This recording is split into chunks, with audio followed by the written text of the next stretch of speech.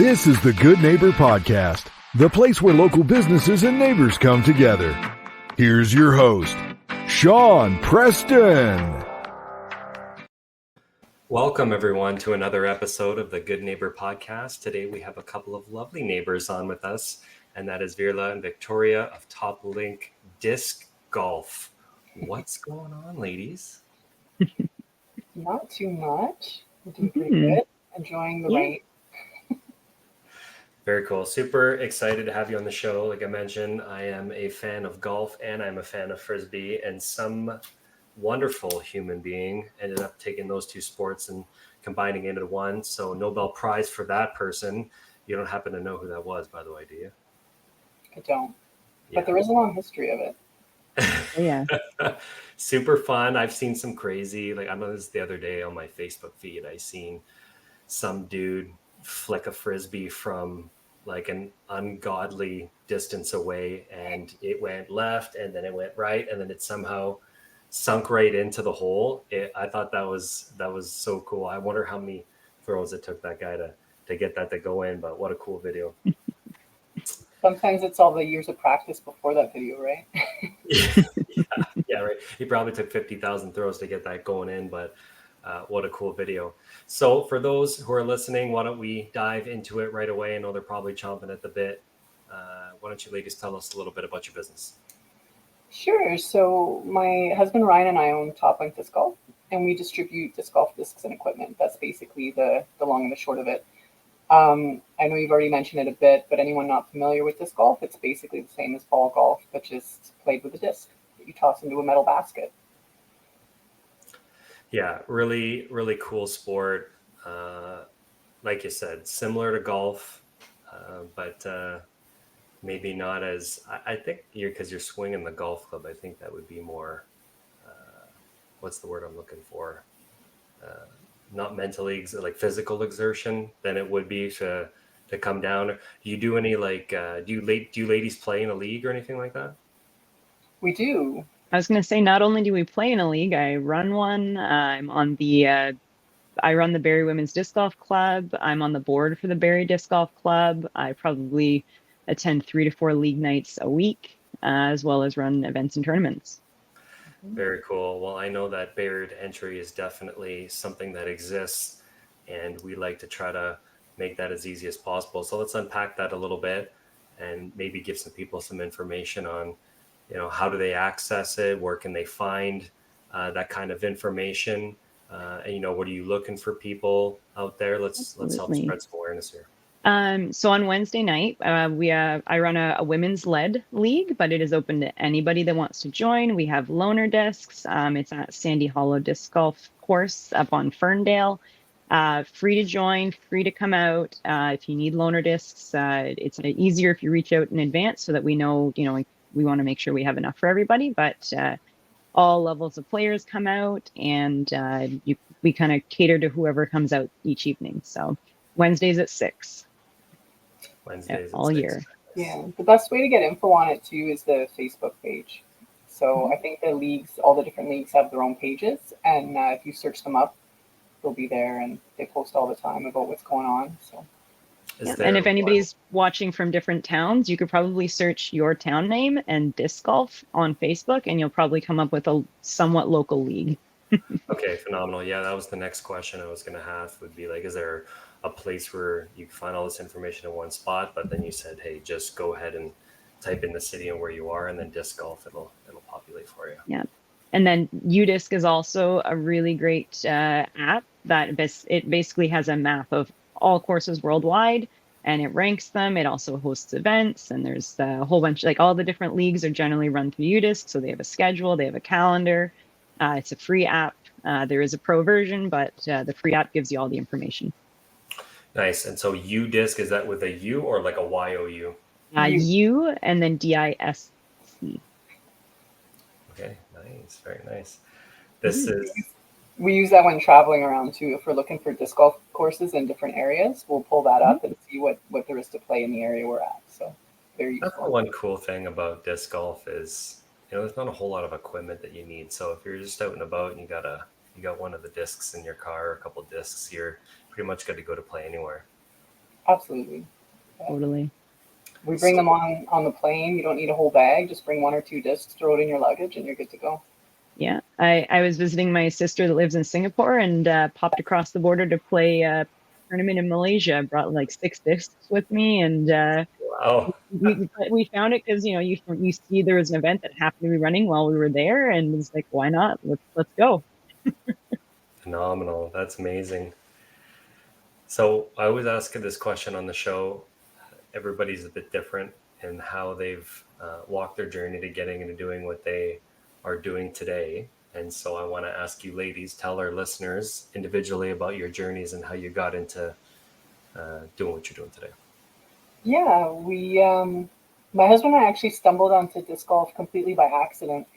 We were biking through E.P. Seton Park, which is just right behind the Science Center, which, I mean, fingers crossed for keeping it, but we saw the disc golf targets with the chains, and we were super confused. We never seen it before. We had no idea what it was. We were like, "What is this?"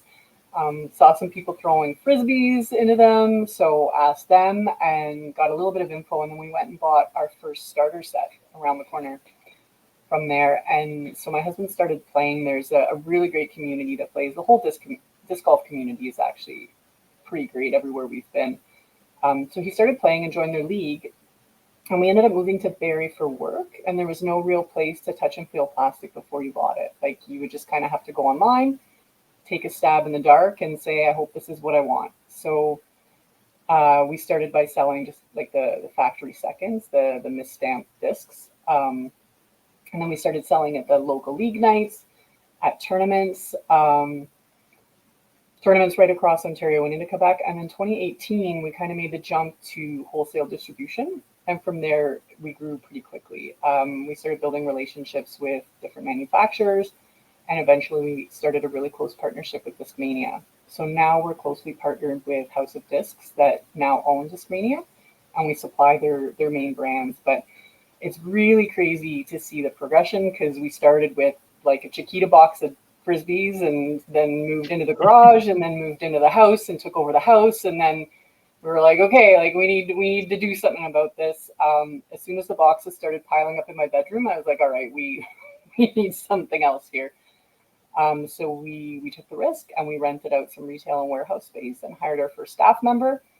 And then within a year, we outgrew that first space. We got additional space, and then another year we outgrew that, and expanded again. So, and then as part of that growth, we hired Victoria, who's here as well, and she can talk about her journey into this. Yeah, so I was already really involved with the disc golf community. As I mentioned before, I was running the Barrie Women's Club. I'm on the board for the Barrie Disc Golf Club. I'm also involved with some of the local course builds and designs that are happening in the area. And so I was hired on as the program director and community support. And so I helped expand the business in a different way to start running clinics and team building sessions for local businesses. As part of kind of a grow the sport with local organizations. I also help them expand into running larger events. So we just finished up our biggest event so far. I think it's so far as Simcoe's largest disc golf event. It was the Top Link Open back in June, where we had people come from, I think we had just people from Nova Scotia and BC and all over that came out for this one little place in Barrie, and we partnered with a lot of local businesses and did sponsorship deals and made a big deal out of it. We've also kind of put together some temporary courses in different parks and things like that, and we have local equipment rentals available for people. And then I also helped expand into the custom disc golf and apparel to grow that side of the business. So we can take a logo and we can put it on a disc, or we can do custom jerseys and things like that. So that's been really exciting. Just that growth and change since I've been involved for about a year and a half now, and just it keeps growing and changing. So it's exciting. Is Barrie the hub for you ladies? Yes. For us personally, yeah. Yeah, I mean, people are coming from Nova Scotia to Barrie. That's pretty cool. Mm-hmm. So when it comes to disc golf, are there any myths or misconceptions? I'll start off on that one. So I think the first one that people don't realize is that everyone can play disc golf. It's not just for, a certain set of the community. Like people in their 70s, they started coming out. I ran a clinic with a seniors group, and since then, it's been about a year since I ran that clinic, and some of them have started playing tournaments. They started coming out and joining league nights. Like one of them, I know she bought a basket for her backyard so she could practice in the evenings, like when she's not at the course. So we also have run kids programs. We've run programs with parasport. So for different abilities. But then at this other side of things is there are pros that have $10 million disc golf contracts, like $1 million a year for 10 years, disc golf contracts to play professionally. So like it's not just a little backyard sport. It's from kind of kids all the way up to professionals. Like anybody can throw a disc and be a part of the sport, which is really cool. Yeah, that is really cool. Especially it's such a cool sport. Yeah, and then I'm gonna touch on one more myth as well, because it's also, you need special discs. It's not just like the frisbee that you find in your closet. There are special discs. We have, like golf, there's distance drivers, there's fairway drivers, there's mid ranges, there's putters, and if you have those special discs, you can actually do different shot shapes and things like that. Like you had said, you saw someone throw a forehand and it went, all the way to the left and all the way to the right. I can tell you right now that it was probably a right-handed forehand because of that shot shape. Yeah, that's cool when you get into it. I mean, surface level, you always got to start somewhere, but then the game really starts to open up and you can figure out, oh yeah, there's different discs I can throw. There's different shot shapes, and then really add a higher skill level, based off of the terrain. And that's where the course layout comes into play. Mm-hmm.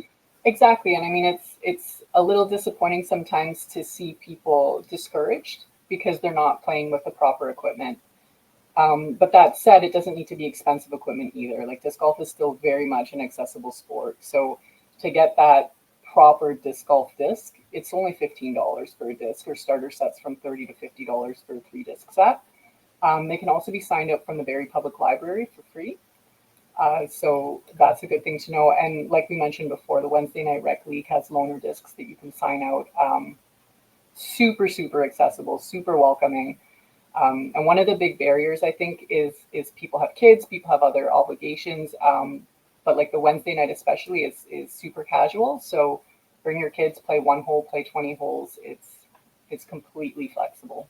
So yeah, that's really cool for people, who have a busy life. They have a family, and they sometimes will think, I can't do this because I have these commitments, I have this. But knowing that they can come out and have some fun with their family in a relaxed environment, I think that'll bode well for a lot of people who are listening to the show. I think for women especially, like we tend to have more of the childcare responsibilities or be the default sometimes. Like that's certainly not always the case, and it's nice to see change in that. I know my husband brought our little one out to disc golf every night that he plays, so the entire disc golf community knows her. Nice. But I know that has been a barrier for women that I've spoken to. So that's something that we always like to point out, like, please bring your kids. And if they're done after 2 holes, that's okay. No pressure. So yeah, and dads can bring their kids too. That happens on Wednesdays as well. Very nice. I have to ask you, working with your partner Ryan in the business, every time I find that I have an opportunity to ask this question, I always will. Uh-oh. This is off script, so here's your curveball. It's cool to see, right? But also you work all day with that person, and then you go back home and you're with that person all the time. How is it like working with your husband? So I've definitely had to set some boundaries where, we're at home or you're lying in bed at the end of a long day and he's still talking about work. And I'm like, you need to stop. Like, like this is enough. Or we go on vacation and he's got to stop at every local course and every local shop and have that conversation with them. And sometimes it's really great. And it's a great kind of segue to meeting new people and learning new courses. And sometimes you're like, okay, no, we're going to separate work and business or work and home right now. So. Yeah, totally. I call it a harmony. There's never really a balance. A balance is perfectly equal, and we tend to Well, work a little bit more than we play, right? well, exactly. And even like personality wise, we are very different people, and we handle different aspects of the business, and we come at it from a different perspective, and it works out really well because where I lack, he excels, and where he lacks, I excel. So it's a good balance. No, that's Mhm. really good. They say when you're going to go out and find a partner, don't find somebody who's exactly like you. Find somebody who's the actual opposite, because you'll complement in a lot of other areas and make for some good debate. Those sometimes the best business decision comes out because you got two different perspectives.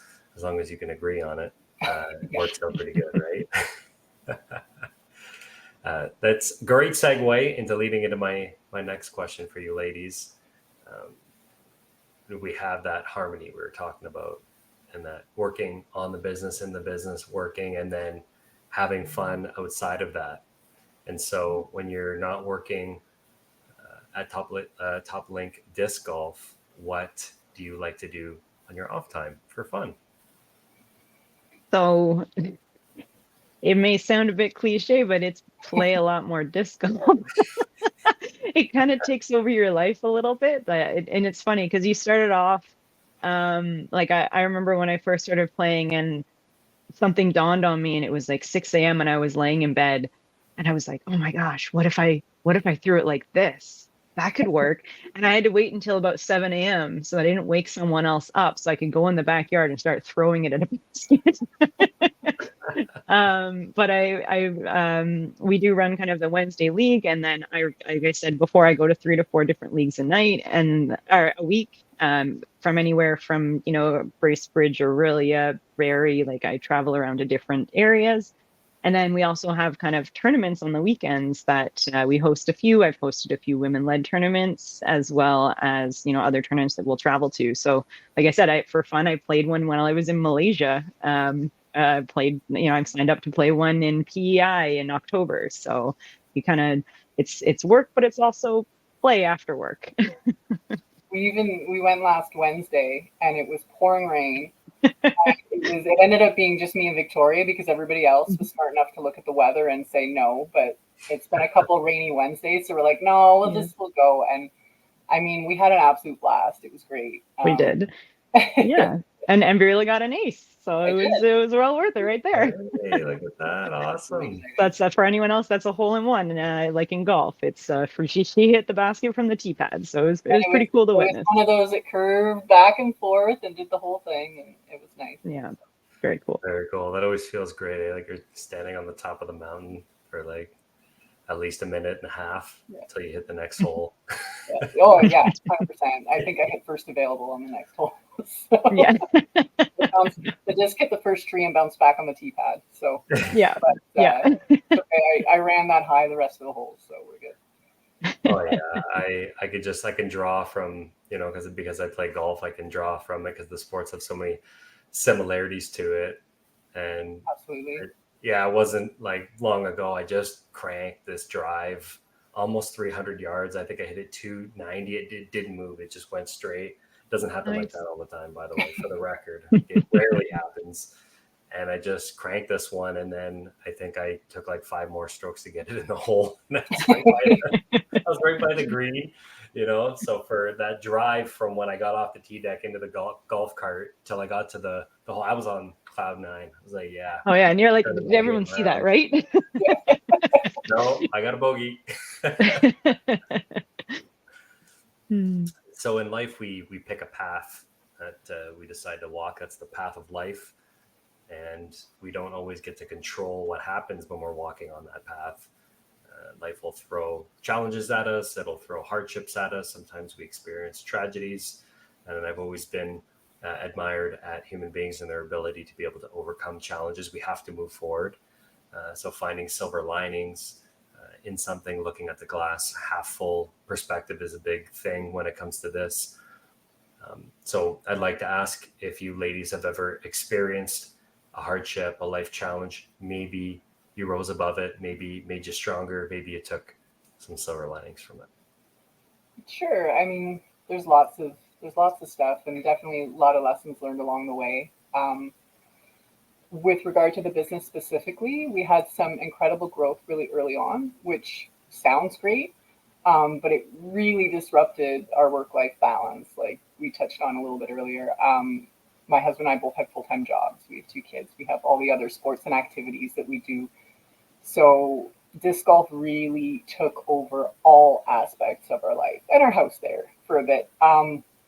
And I think there was one weekend or 1 year where we worked every single weekend from spring to fall, right? Just working different tournaments. So we really hit a decision point. My husband ended up quitting his job and started working for the business full time. So that was a big risk. It was terrifying.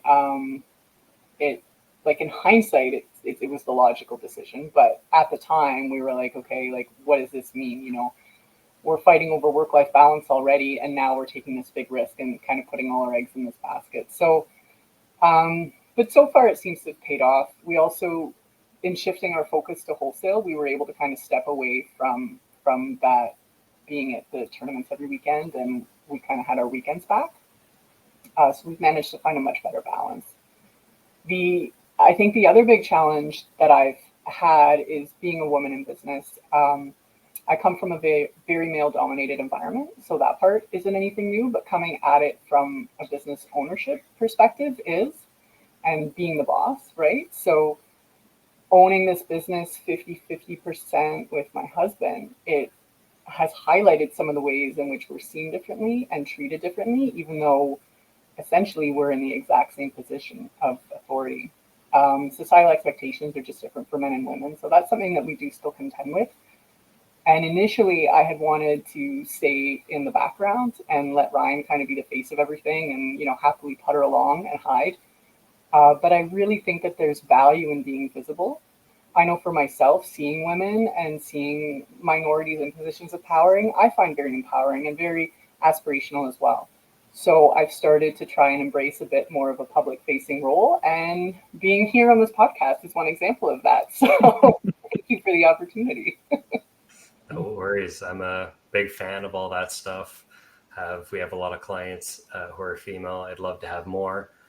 We'll never exclude the boys, of course, but for me personally, I mean, I grew up in more of like a female-dominated atmosphere, having 2 younger sisters.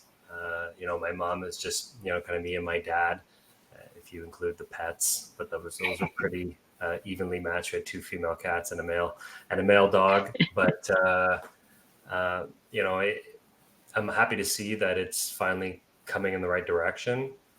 We need more women in the workforce, and we need more women in authority positions and figureheads. Big supporter of that.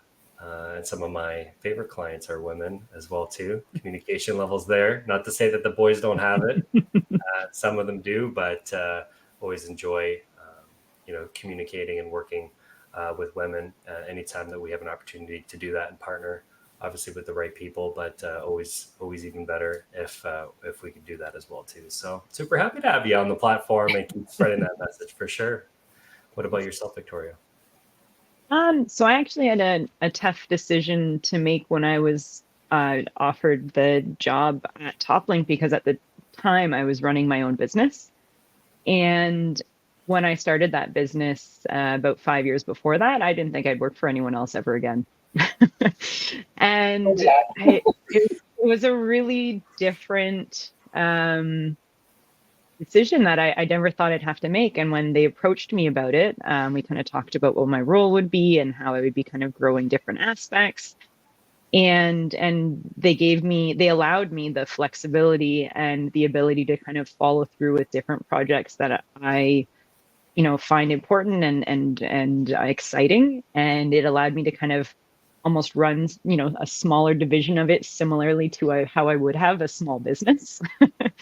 And so the difficult part was I had to kind of wind down my own business, and I still technically run it, but in a very different modified capacity. And so that was a really difficult decision where it was, yeah, it wasn't something that I ever thought I would do. And then when the opportunity came, I had to deliberate a lot about that.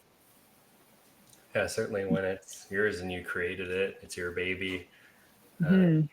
Even for business owners who are looking to scale and trying to delegate some of those tasks, well, I can do it better and that type of thing, right? And so I could just imagine, the scaling back process could be certainly very difficult. Any silver linings? Did you take any silver linings from that? Yeah, definitely. So because I was running my own business, I was kind of the person that was making all of the decisions. I was doing all of the legwork. I was doing, I had minimal kind of contracted employees, but I was the one doing everything. Where it's been an interesting shift where I feel way more supported, and I'm excited to not be doing my own accounting, not to be doing my own bookkeeping, doing any any of that. Not that I'm not involved at all in any of that, but it's been a nice process to be able to feel like I'm part of a team where we have people that we can all work together and support each other versus feeling like I'm a bit more on an island and working towards something on my own. Yeah, it's really, really neat to feel that different dynamic. There's certainly something to have been said about collaborating and having somebody to work with. I can feel that and attest to that. Know what that feels like. The first year being in business, I didn't have a partner. Now I have a partner, and Mm. similar to yourself, we're opposites, and it works out quite well. Now you got somebody to share something with, to talk to a little bit more on a regular basis, help organize certain things, take workload off. And they say if you want to go fast, go alone, but if you want to go far, go together. It's nice to see that you ladies have found that. What's one thing that you wish our listeners knew about your business?